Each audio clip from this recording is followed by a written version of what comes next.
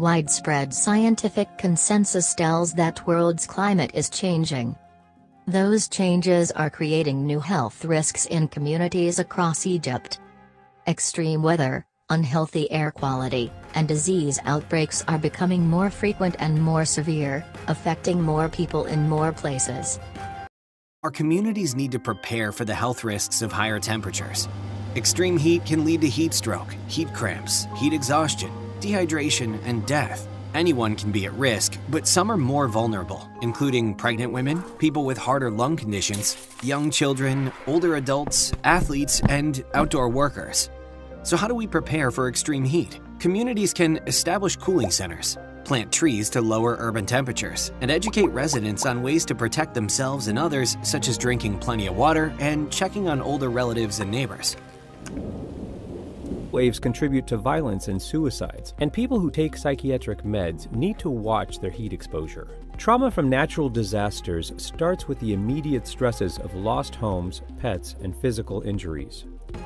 Over months, financial problems and social disconnection can contribute to depression, PTSD, alcohol and substance use, irritability, insomnia, and even domestic violence and child abuse. A changing climate also means more frequent and more severe storms and flooding.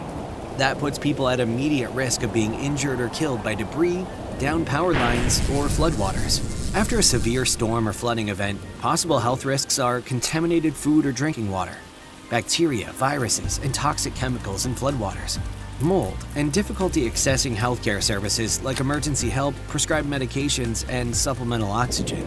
In these events, older residents, people with disabilities, and lower-income households are more at risk. They may all have a harder time fleeing from a storm and may face more health risks if they can't evacuate. One thing we often miss: the mental toll. First responders who witness countless tragedies and residents who are forced to flee are more vulnerable to anxiety and depression, even those who have no history of mental illness.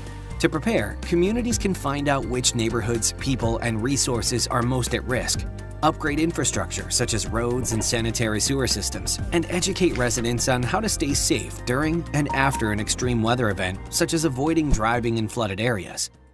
As average temperatures rise across the globe, air quality can also change. That looks like longer and stronger pollen seasons, which can trigger asthma attacks and allergies, hotter temperatures and changing weather patterns, which can make air pollution worse by increasing the density of dangerous particles, and more frequent droughts that can lead to wildfires, which release dangerous pollutants into the air.